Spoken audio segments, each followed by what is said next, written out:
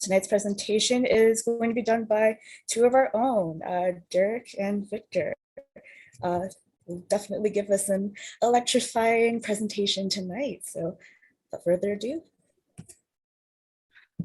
Thank you, Samantha. Electrifying indeed. Before we dive in, I was just on the Shy Hack Night YouTube channel. We are at 998 subscribers. We are so close to greatness. So I would just, if you haven't already, subscribe to the Shy Hack Night YouTube channel. It is great. And we can break that number. We're getting to 4 digits. See, Derek, you're also missing some of the classic prompts. Really, viewer, if you're enjoying this content, you should like and subscribe. You gotta smash that. Share. Smash that. Yeah, smash that like button. Slash that subscribe. Hit the bell if you want to get notified every time Shy Hack Night goes live. And also share this content with your friends. I'm actually serious about all of those. So. Yeah, and well said. Well, hello. I'm Derek, by the way, and I am speaking to you from the other side of things. I'm typically co-hosting and running Shy Hack Night, but tonight I am a presenter. So super happy to be here. You want to say hi, Victor? Yeah, and I'll take us to our slides for that. My name is Victor Kovis. I've been a long time kind of participant in Shy Hack Night. I've worked on a few different projects and really excited to share this one that we've been working on for a long time. Is one really near and dear to my heart. So yeah, we'll kick it off from there. Yeah, this is a project for those of you who don't already know. This is a project that started at and was built at Shy Hack Night. We started back in January, actually inspired by a presentation by Shy Hack Night's co-founder, Juan Pablo Velez, and started Breakout. And I've been working on this every week since then. And so this is the fruits of that work. So Victor and I are giving the presentation. A lot of people worked on this project. It's not just us. There are many people who are hopefully watching and are also just people who have been part of our Breakout group over the years that have contributed to this volunteer project. So just wanted to give a shout out to all of them. We'll name all the names at the end. But I just wanted to make sure that folks knew that this is not a 2-person show. This is like more like a 20-person show, like so many breakouts. So yeah, as the name of the website indicates, Decarb My State, this is a project not about bread or pasta. It's about climate change, everybody's favorite topic. So if you think about climate change, like I do, and a lot of folks do, there's a lot of doom and gloom around it. It seems like every article you read is just about how terrible things are and how hopeless it all feels. And while I'm not here to tell you not to be alarmed, I am here to give you hopefully a little bit of hope about what can be done and what you can do to be part of the solution to climate change. Yeah, you want to hit the next slide here? So just to kind of give a little bit of context setting, it's very easy to kind of get lost in the weeds, but it's pretty important to like take a step back and look at the big picture. So currently, right now, we are experiencing as a planet about 1 degree of Celsius above normal temperatures. And already we're seeing bad stuff happen, right? We see a lot more storms. We see a lot more droughts. Summers are getting hotter. Wet seasons are getting wetter. So it's not good. We're already seeing the impacts of climate change. If you've heard about these, the sort of targets that the international community have set, you'll hear things like 2 degrees, 3 degrees, etc. So it's worth knowing like what would happen, like what's going to happen if we continue on the path that we're on. So this is a representation of 2 degrees Celsius. By the way, this is screenshots. We didn't draw this. We are not that great at animators. Well, I'm not. Maybe you might be, Victor, but I'm not. This is actually from a great YouTube video, Chris Kazat in a nutshell. They have a great like explainer, fun videos, and they have one on climate change that I thought was really helpful context. So I'm grabbing screenshots from this. So at 2 degrees, basically all the things we're seeing now are just going to happen more and more intensely. We're going to have increased desertification. We're going to have increased storms. People are going to start to be, and already are going to be displaced from their homes, right? The world just gets a little bit more intense in parts of it, and certain parts of the world are just not habitable anymore. When you get to 3 degrees Celsius, things start to get even more scary. So we've got, there we go. You've got ecosystems breaking down. You've got really intense hurricanes. You've got catastrophic fires. The statistics that I have seen indicate that somewhere on the order of hundreds of millions of people will be displaced from their homes. They will be in areas that are not sustainable anymore in terms of it's too hot, it's too hazardous, they can't grow enough food to feed themselves, and it will be, mass climate migration crisis. So 3 degrees is like not good. 4 degrees and above, things get pretty much as bad as they can. It's, this is sort of one of those like tipping point situations where once it sort of gets past that 4 degree mark, like all bets are off and things just kind of accelerate out of control. You basically get the apocalypse, right? You get either like Mad Max or Waterworld, take your pick. Mel Gibson or Kevin Costner, take your pick. It'll be bad. Like society as we know it will not really exist. Like sure, there'll probably be people, but like society will mostly be gone at that point. So not good, basically the apocalypse. So, okay, I told you not to worry. I told you not to be depressed. Sorry if I depressed you. Okay, now for like the good news, right? The good news is the recent science, the recent changes that we've already made as a society globally have actually made it so that apocalypse scenario, that 48 degrees of warming, is actually like not super likely to happen. It's still within like possible ranges. We don't know everything yet about obviously the future, but it's looking better, right? And this is a great chart. This is from a website called climateactiontracker.org, and they kind of compile a bunch of data and they do a bunch of sophisticated projections, and they look at the different kinds of policies and pledges that governments have made around the world over time, and have found that on our current path with the current policies in place, not just promised, but in place, we're actually looking to be somewhere around like 3 degrees warming, which again is not good. It's bad. It is quite bad, but it is not the end of human civilization. So like the apocalypse has already, by some estimations, been averted. However, as I showed, like there's a big difference in our lives between 3 degrees and 1 degree. And it is actually still very possible for us to keep bending that curve down to get warming down to, by 2100, something in the 1.5 degree range. It's optimistic, but it's possible. And so there is a reason to do something. There is hope, right? It's not just, you'll hear like, oftentimes people who believe in climate change, right? Once you get there, oftentimes, we'll just sort of fall back on like, well, there's no point in doing anything. We're doomed anyways. That is not true. That is not true at all. We actually can continue to make changes. We've already shown we can. And we just have to help make that transition happen faster. And so that's where we wanted to come in. There are actions that you can take, right?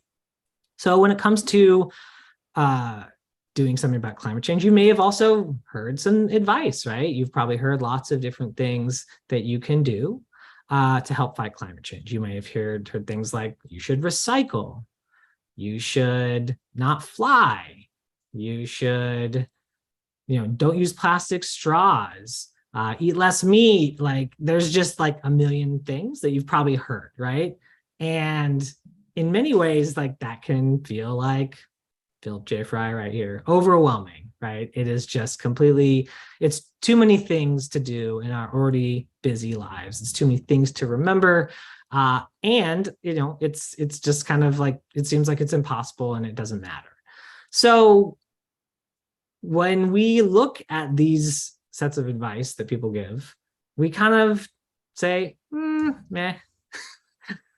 There are maybe better things that we can do. So you might be saying, okay, well, wait, why? Why are you saying that? Recycling is good, right? And actually, these things are good.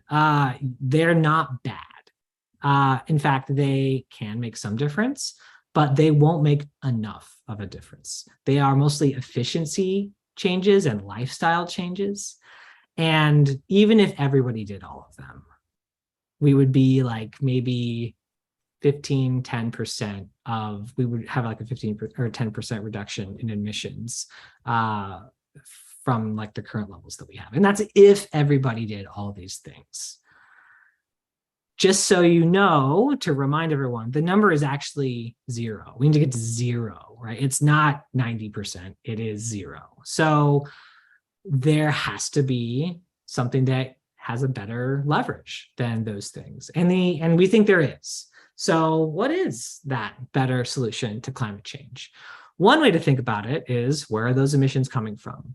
Most emissions in our society come from our machines, the cars we drive, the things we use to heat our home and cook our food, the planes we fly in, the power plants that also generate the energy, the electricity that we use all the time. That is where the majority of the emissions come from. One way to think about it is replacing those dirty machines with clean ones. Talk about electric cars or EVs, bikes and e-bikes, switching from coal to solar and wind power, switching from a gas furnace or an oil furnace to heat pumps that are electric and induction stoves that all use electricity. So replacing those machines is the idea. And the name for this is not something we came up with at all. This is like established approaches. It's called clean electrification. And it's something that a lot of folks are really rallying behind. And this story of thinking about it from the perspective of replacing these machines can kind of take something that is oftentimes overwhelming, confusing, too many variables, and actually can kind of give us a simpler picture of what needs to be done. So you can see here on this bar chart here, and this is real data. This is based on real emissions in the United States. About 10%, 9% come from our buildings, right? From heating them, from cooking our food, boiling water, hot water, taking those hot showers, etc. About 29% come from transportation, so like cars, trucks, just like getting around. 26% comes from dirty power, so all those coal plants that are still out there, gas plants, oil plants that are themselves producing emissions every day. And then there's everything else, right? There's this 36% that is things like farms, landfills, like we can't make concrete without making emissions, like the chemistry, we just don't know how to do that cleanly yet. So there are still things that like don't fall in this category, but if you look at it from this perspective, it kind of gives you a big thing to think about that has a majority of the problem right there. Like, basically 2/3 of the problem can be solved thinking about this idea of clean electrification. So we're not saying this other stuff doesn't exist. This is not, quote, the solution to climate change, but it is a great thing to focus on because it's, again, straightforward, and best of all, it leverages technology we already have. It doesn't rely on magical new fusion technology or things that are like, maybe you keep hearing about like, that fusion power's like 20 years away. It's like perpetually 20 years away, right? Like there's no real evidence that's actually going to happen. So this is based on technology we have that is already out there and is proven, right? That is what the clean electrification idea is all about.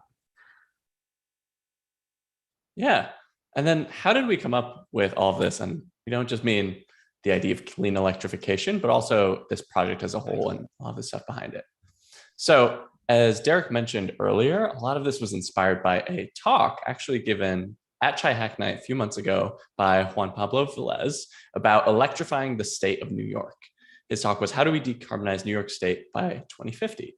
And his talk and all of the work that he's done, a lot of that was also inspired, which co-inspired us, by the book Electrify by Saul Griffith, which is just an excellent book. And basically it lays out the case for clean electrification. It talks about, similarly, makes an argument around efficiency won't get us there. Like recycling is great. It's not the thing. And if you're going to focus on something, there's actually, he lays out specifically as there's these certain purchases, like these are the big purchases in your life that you're going to make that determine your carbon emissions for the future. And so we want to synthesize all that data and create something for people that was a delightful website, which is one of the things that we like to do here at ChaiHackNet. So what were our goals for this site? So we want to do a site that had 3 core goals. So first, we want to break down the categories of sources of CO2 emissions by state. There's a lot of reasons for this, but there's a lot of useful data about global emissions, world emissions, all that kind of stuff. If you've been following national politics in the US at all, you will understand that there are some challenges with federal climate legislation right now. There have been challenges for a while, but at state houses, there's a lot that states can do to clean up their emissions. And there's a lot that you can do at the state level that's going to be a lot more impactful. So we want to really focus in, give everyone a personalized snapshot to their state. Second, we want to explain to people in tangible terms what their state needs to do. So we didn't want to just kind of have a graph and just say, these are the emissions, this is where they come from. We really wanted to say like, okay, if X% is from buildings, what does that mean? What can you do to decarbonize that and shift away those emissions? And then third, we want to give people clear calls to actions for how they can help. So we want to say, okay, here's the emissions in your state. Here's where they come from. Here's some things your state as a whole needs to do. And then here's what you can do to help push that along. And one little caveat here, we're going to say emissions, CO2 emissions. As any climate scientist or chemist will tell you, that's kind of a very rough term. This is CO2 equivalent emissions, which includes things like methane, natural gas, and other greenhouse gases. We're just going to refer to that as emissions, but behind the scenes, it's often CO2 equivalent emissions, which is like for methane, it's X times CO2 of like how much effect of warming does it have compared to CO2. So just a little sidebar there. And one thing is target audience is super important to identify with any kind of website. Our target audience is people with the means and desire to do something about climate change now. We're not trying to convince people who don't believe in climate change. That's just not really what we're trying to do. We're trying to get those people who maybe are feeling a bit doomeristic. Maybe they're like, oh my God, there's nothing I can do. We're trying to change that and say like, there actually is a lot of stuff you can do. It just isn't the stuff that maybe you think it is, right? Maybe it's like you've been focusing on these little things that overwhelm you and make you scream. That's not the stuff to worry about. Let's worry about the big picture. Now, here's the thing. If you want to make a website that compiles emissions data about all 50 states and tells you what to do about it, you need just tons and tons of data, colossal amounts of data, including for every single state, all 50 states. We need the emissions breakdown by our 4 categories. We group emissions by the 4 categories you saw earlier in clean electrification, the number of vehicles for a transportation segment, including the breakdown of gas versus electric vehicles, the number of buildings, including whether they are fully electrified, meaning they don't have like a gas hookup, they're all electric. And then the breakdown power generation, solar, wind, nuclear, et cetera, all that kind of stuff, and a list of all the power plants, because we also want to give people calls to action of like, these are the power plants near you. So that's a lot of data. And unsurprisingly, if you know much about federal government structures, that's not collected by one agency. In fact, that's not even all collected by our government. So who does collect this data? There is an alphabet soup of agencies who collect this data, whose data that we have used and synthesized to make all of this happen. So first, pretty obvious one, the EPA. They collect a lot of data on pollution and emissions, including the location of all polluting fossil fuel power plants. They do a bunch of stuff that we'll talk about a little bit later to validate that data. There's certain reporting requirements that they have for power plant operators so that they report out nitrous oxide, greenhouse gas emissions, all that kind of stuff. So that's great, but that's only one slice of our data puzzle. Our site would not be complete with just EPA data. So next up is the EIA, which I'm betting most people have not heard about because I had not heard about them before this project. They are the Energy Information Agency, and they are tasked for tracking flows of energy, oil, gas, electric, all that kind of stuff. They're literally just a data agency. And they collect data on energy flows, particularly what types of power plants each state uses for generating power. They do exports, they do all sorts of fun stuff. If you're bored on a Saturday and you're someone like me, go to the EIA website, just look around. Look at how many gigatons Wisconsin imports. Look at how many power plants there are in DC. All that kind of stuff, lots of fun information there. The Department of Transportation is another big one. So for vehicle data, this is who we look for. They collect data on total vehicle registrations by state. But EV registrations actually doesn't fall under them. That came from the Department of Energy. So you'll notice even to solve the transport piece of our site, we needed different data sources and open data for those to synthesize into a useful graphic. And now there's even more, because federal agencies don't collect all of the data we need, or maybe don't parse it in a way that is super useful to us. So the WRI, the World Resources Institute, calculate data emissions by state and their sources based on some of that underlying EPA data. So they do a lot of synthesis that makes the data more understandable and parsable, because we're looking at big picture stuff, not necessarily like this single power plant emits this much. So it saved us a lot of math. Then NREL, the National Renewable Energy Laboratory, collects data on building heating systems and their power use. They compile a bunch of stuff about, they send out surveys of, hey, is your home electrified? Like which appliances might be gas or not gas, all that kind of stuff, which is super important to power our kind of electrification progress for buildings. And then you might be wondering, well, how do we know how many buildings there are in the country? Well, as far as we can find, the best data source on this, the subtitle there is wrong, just ignore that, was actually Microsoft.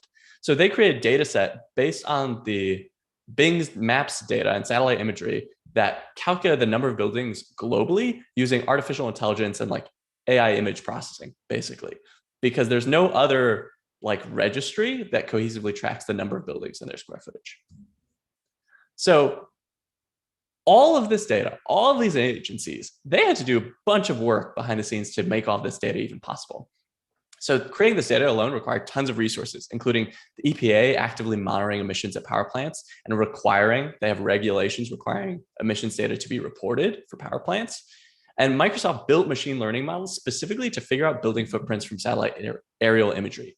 So the data to create this website required satellites and space launches and all that kind of stuff. And you may be used to that, the interconnectedness of things, but just if you could calculate the value of the data that went into the site, it would probably be in the millions or billions of just capital investment that went in to make this data.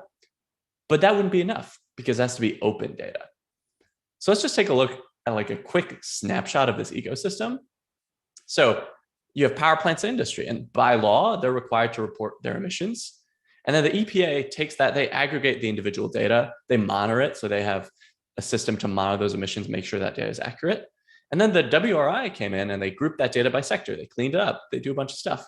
And then that all comes out to a final spreadsheet that they host on their website, which ends up being the data that we actually use.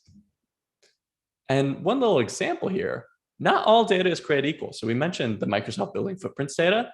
So on the left, you'll see OpenStreetMap, which is a delightful alternative to Google Maps and is an open source street viewing system. But you'll notice that for Delaware, this is just a random kind of street corner in Delaware, there's an oddly low number of buildings. If you look at the density of streets there, that doesn't really make a lot of sense. And indeed, when Microsoft came in and used artificial intelligence to do some imaging, their best guesses for buildings were much, much higher. So this very new artificial intelligence powered, fairly recent data was actually critical to power like the accuracy of some of our data. And then we do the job of turning this data into readable graphs. So we combine all of this data to create, for example, per state. So this is actually a state level value of emissions and how those emission sectors break down. And then we also give these progress charts because we want people to see, like in my state, like how are we doing with EVs? How are we doing with solar and wind? How are we doing with buildings? And we actually use all of that data, combine it and synthesize it to create these kind of progress bars that say like, okay, 20% of buildings in Illinois are electrified. 0.6% of vehicles in Illinois are electrified. So very, very low portion. And then how much solar and wind do you have? And all of that data, we synthesize it into something that looks super simple, looks super readable, but millions and billions of dollars, several agencies, probably hundreds of people went into powering the data behind that. And then we also do some fun stuff like showing coal and gas and oil plants. Yeah. And I think it's also worth noting that, like, especially in the beginning of this project, a lot of the work on our end was researching this stuff, right? As Victor mentioned, we didn't know about the existence of a lot of this data. So like, if I remember right, like Dylan was the one who was really sort of scrounging around for building data. and yeah, like went with OpenStreetMap data first, right? Because that's kind of the obvious choice for folks who know what it is, and just found like, oh wow, this is just not at all meeting our needs. Like it was just, I think if I remember right, some states were pretty good, but some states were not. We kind of needed like a consistency across the board, countrywide for every state, and so that's where Microsoft building footprints came in. So like, yeah, we would spend weeks on end, like, okay, like I'm gonna go, spelunking into like this sort of data source, see what if I can find a good source, right? And if I also remember right, Shelby went and found data on electric vehicles for us, right?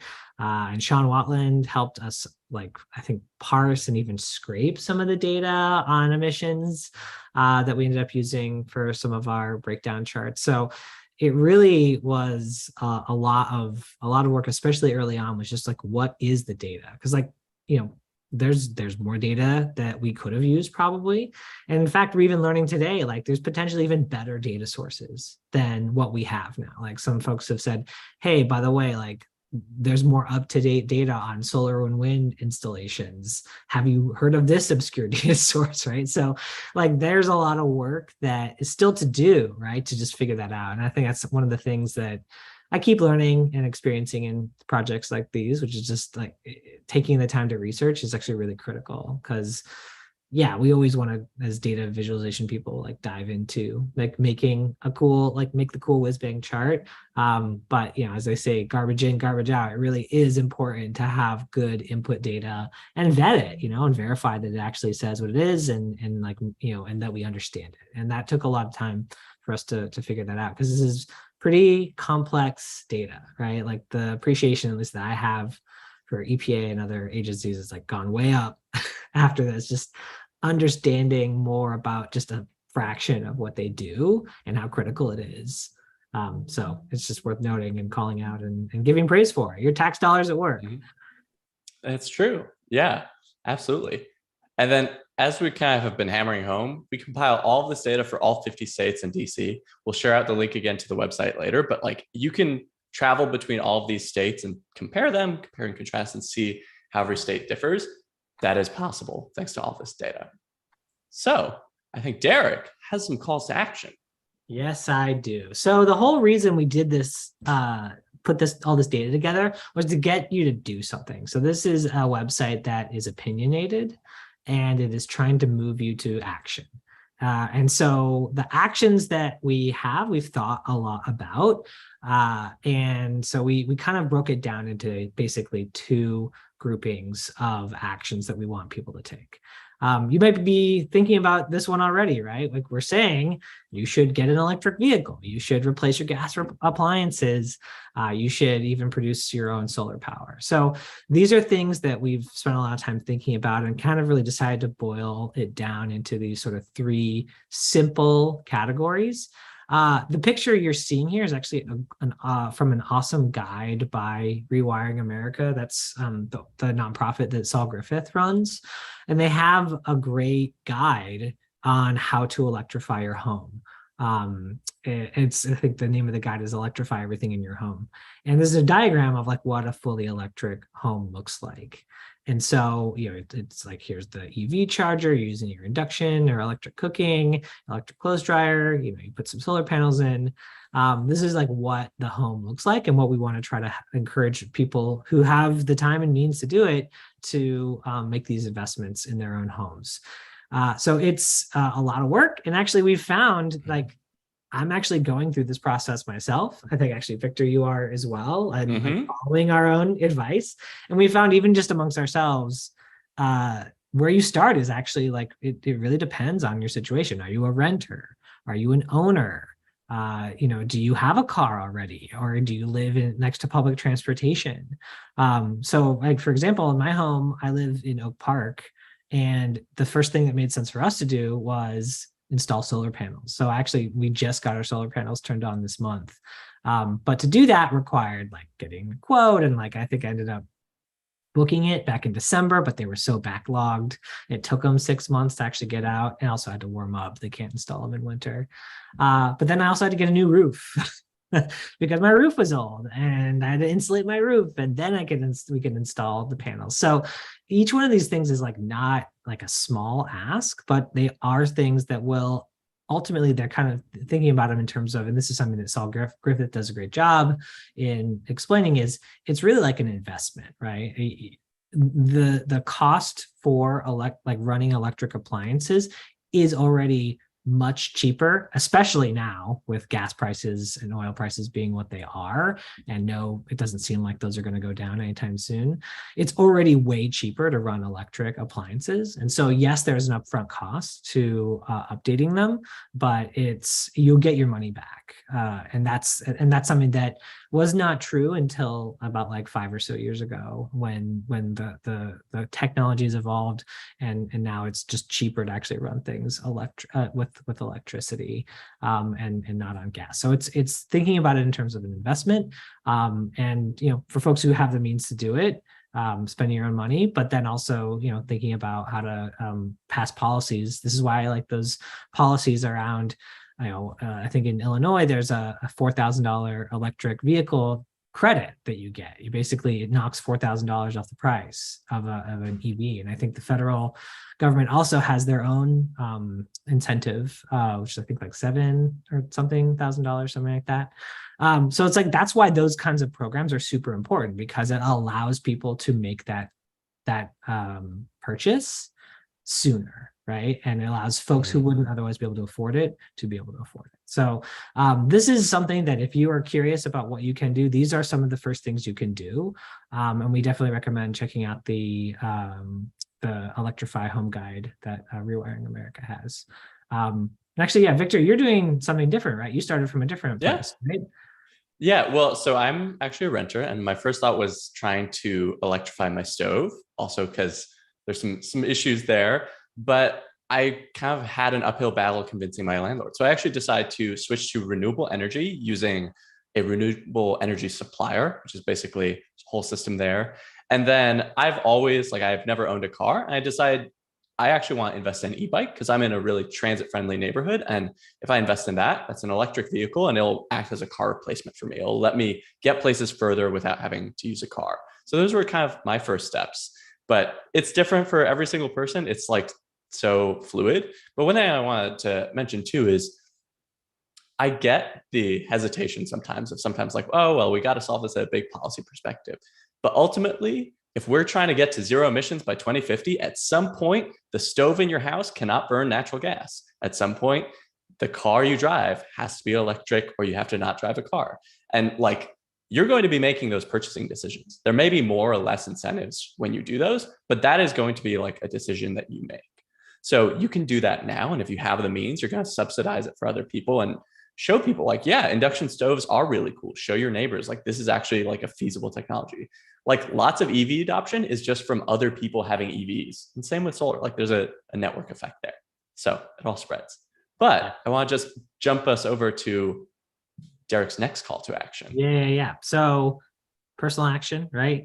And then the next step is, and we thought about this a lot, it's policy, right? The path has to go through policy. And if you've been following the national politics on the climate bill, it's kind of dead in the water right now. I mean, it's still not there. There is still potentially some hope that something will get passed, but it's looking like Joe Manchin has blocked the passage of federal legislation on climate change that is substantial. And so that is, this is a website we've been working on before that was happening, although obviously like the things haven't really changed that much in Washington in the last 7 months since we've been working on this project.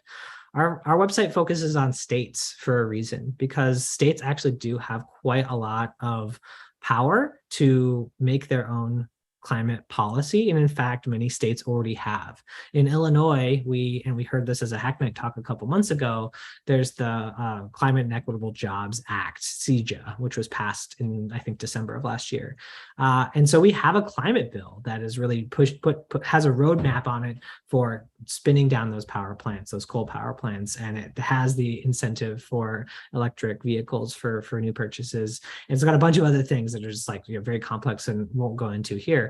But that happened because of local politicians, right? Of that was a vote that happened in the Illinois State Senate and the Illinois State House, and then was signed by the governors. And that has nothing to do with the federal, the Senate or the House or the federal government whatsoever. And so that is why we focus on states. And the political aspect of it, the group we decided to help put our, to lend our attention to is this group called Climate Cabinet, and they already exist. We researched and found that they were the only group we could find that is basically a slate of candidates that are local. So we're talking about local politicians, not talking about senators or governors. We're talking about people in local campaigns, but they aggregate, basically they look at it from a state, a countrywide perspective. And so Climate Cabinet has a list of candidates that they're backing. And so we have a call to action on our website so people can just donate straight to the slate of candidates. And that is our call to action for getting political. So yeah, all of this delightful information, all of this data, and even our sources for the different data that we found. And if you're curious, you want to check our numbers, feel free. We listed all of our sources on decarbmystate.com. So you can find all of that up there. And we're super proud of it. There's a lot more coming soon. We're updating some graphics. We're going to be tweaking it in response to feedback, all very exciting stuff. And, this is Chai Hack Night. Our site is only possible thanks to open data. There's public and private data that came together that if any of those were shut down, our site just would not be as compelling. And we're hoping to really make an impact, get people to make those changes, talk to your legislatures, and get us to that 2-degree mark. Get us to a point where we're really comfortable with the planet that we have, where we have a more normal climate, where we're not looking at those scary Mad Max or Waterworld scenarios, but really we're looking at a climate that's more livable for everyone around the globe. And of course, a huge thank you to all of our contributors. We're kind of running low on time here, so I'm not going to list all of them out, but feel free to pause the slide here. These are all lovely people. They did so much work from data collection, graphics, UI, all that kind of stuff. Truly delightful stuff.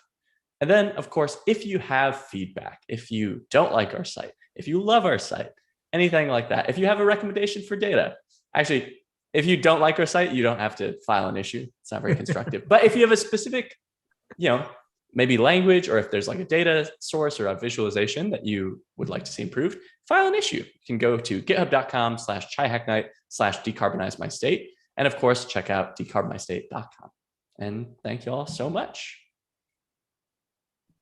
We will now take questions.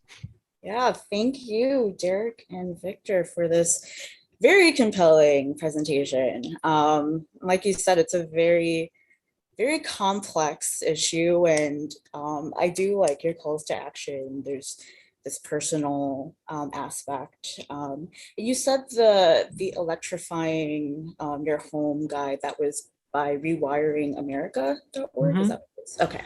Yeah, that's right. I'll find the link. I'll drop it in the chat so people have it. But yeah, it's a great free guide. I think you might have to give them your email to download it, but it's free otherwise. Awesome.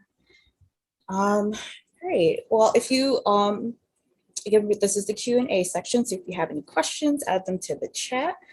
But yeah, you did talk about, just because this is such a complex issue, you're grabbing data from all of these disparate institutions. That's on its own is a very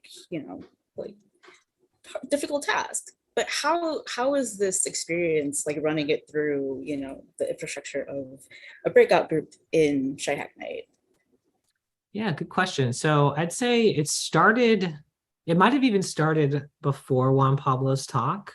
If I remember right, I was just feeling particularly doomy about climate change. I think I was I haven't seen it yet, but I saw the trailer for Don't Look Up, which basically just about scientists trying to warn people of an asteroid or something that's going to destroy Earth, and no one listens, and it's just infuriating, and it's a metaphor for climate change. And I was just feeling very doomy about everything. And so I just was let's just have a breakout group and just talk about this. And I don't know what to do, but let's just talk about it. And that was, I think, back in November, December.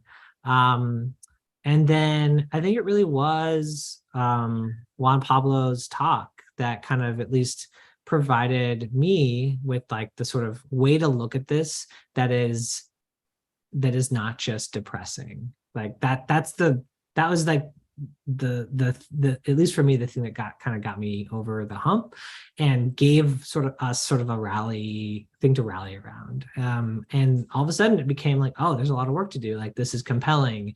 Let's take the idea that Juan Pablo had for New York and just apply it for all 50 states. And thankfully he'd done a bunch of research already. And so from like a breakout group perspective, it was actually like, we've been pretty successful in recruiting new people, I'd say, just because it's a very urgent issue I think a lot of people care about. And maybe we were offering one of the sort of accessible ways for people to do something about it. I think that's something that Chai Hack Night, thinking about it over the last 10 years, like Chai Hack Night is actually quite good at, I think, as being a place for newbies to just sort of show up and join something. It's actually kind of hard to break into a new group of any kind, even if you want to give a lot of your time. Like, it's actually work and challenging, and a lot of organizations are not set up to bring in new volunteers. And I think it's something that Chai Hack Night has, I think, obviously we're not perfect at it, but like, I think we're pretty good at it. And it's not super common for that to be the case. So that's maybe some of the reflections on like sort of the secret sauce of Chai Hack Night about how it's possible. I don't know. What do you think, Victor? No, I think that's super accurate. I think I came to the group for that particular reason of, I've been interested in climate for a long, long time. Like, it's something I've been thinking about. Even as a kid, I was thinking about, they're only becoming cool now, but Kid Victor would like to claim a patent on putting solar panels on cars. So very great idea as a fourth grader. Just thought it was very intuitive. But I think in that vein of like, I want to do something and you want to have a bigger impact, right? Like, bigger than just like purchasing something or doing something like that. And I think also, like, as technical people, we often want to dive into the data. And honestly, I think looking at the data has really helped me reframe my own actions and like what I think are the most important things. Like, I still love recycling, don't get me wrong. And I still like take a lot of diligence in that. But I think it's like, okay, if I can talk to people about their car, that's actually like 10 or 100x more important than that. Did mention electric vehicles a lot, and that is like you said, one of the biggest ways people can like make an impact on reducing their carbon footprint. I think I read on like Edmunds or something that like the most popular car in America is like the F-150, which is, I think they have, or Ford is launching, or they have like electric versions of those cars in production, or trucks in production right now. And I know you said like most of your work is geared towards people who are kind of already like along the lines of like, I do want to do something about this right now, but I would imagine a lot of the people who do go after those particular cars might be, kind of more on the side of, skepticism. And so I'm curious if you've come across like in your research, like sort of like any like guides or like tools that you've seen that might kind of get it, like, addressing, kind of like elephant in the room, like a lot of people driving these cars might not want to do it. I can actually, if I can take that one, Derek, I think there's a few things. So one is, and Saul Griffith tackles this super well, like for a long time, the argument around climate has been like, if you turn down your thermostat, you put on a sweater, you drive less, if you like suffer a lot, then the planet will be a little bit less screwed. And to some people, you're like, I will do it. Like, I will do that. But for a lot of people, that's not a very compelling sell. And so I think the F-150 Lightning, which is the new electric Ford F-150, kind of solves that problem of like, I think the vision that Saul tries to paint and that we're trying to paint is like, the future is better if we do all these mitigations. Even if you don't believe in climate change, like picture for a second, if every vehicle on the road is electric, there's no smog. There's a lot less asthma. If there's no coal power plants, like you're gonna have cleaner air, you're gonna have cleaner water. Like there's a lot of knock-on benefits. I think it's trying to appeal to to people on those other senses and say like, hey, like this can save you money. Electric cars are often better. Like the F-150 Lightning can like power a house because it's just a giant battery. Like there's a lot of these knock-on benefits that you can be like, look, I don't care if you care about climate. If I can convince you to get an electric vehicle, that's fine. Like it's, we don't have to agree on the why, but I think there's a compelling thing here. And I think the other thing is there's polarization has seeped into everything. I don't want to touch on that too much, but if you say environmentalism, people have a certain thing in mind. But if you talk to people about like, oh, well, do you care about like the natural wildlife around you? Like, do you care about your trees and your forests? A lot of people who might not like think about climate change a lot will be like, yeah, of course, like I fish all the time. Like I'm an active hunter. And it's like, okay, well, these things, these natural beauties that you really love, like are being harmed right now by that giant truck, by the coal power plant. And so we can swap those out and you can preserve all that awesome stuff for future generations. So you can like go hunting with your kids and your grandkids in a pristine, like beautiful forest as we solve those problems. So I think it's approaching that from a different angle. Awesome. So I have a question from the chat. They ask, does the carbon debt from the construction of new electric cars still make it a better choice than, the used gas-based car? Yeah. Oh, yeah. Good question. That's one that is really common. The short answer is yes. It is better to buy an electric car. It is less carbon debt from an electric car than a gas-based car. The sort of like asterisk to that is like it depends. Like if you don't drive much, like there's precious metals that go into making that battery for that car. But if you drive it like any normal amount, like it's gonna more than make up for it in the lifetime of the car. Oftentimes people also say things like, oh, well, the grid is dirty, it's getting dirty power anyways. But the car is 100% dirty, right? And even if the grid is like 50% dirty or even 90% dirty, it's still less, right? And those coal plants are going to shut down. Like in Illinois, like they all have like end dates, so like the grid is getting cleaner. But if you buy another gas car, well, that car is going to be on the road for another 15 years or more, right? And it's going to be dirty. So it's like almost in all circumstances cleaner to buy an EV. Yeah. If I can just tack on super quick to that, there's a lot of complex stuff. There's actually a comparison site, I forget the name of it, that will actually show you based on the car. But basically, like the bigger EVs, the more resources. So if you're buying the Hummer EV, just don't do that, please. Like it's just a waste of metal. But like if you're switching like to a car of a comparable size, or like maybe even downsizing, if you're going from like a gas SUV to say like a Nissan Leaf, then the amount of miles you have to travel to have it balance it out is quite short. And also it is really dependent on your energy. So if you combo that with like solar power or like doing that kind of stuff, it gets even better.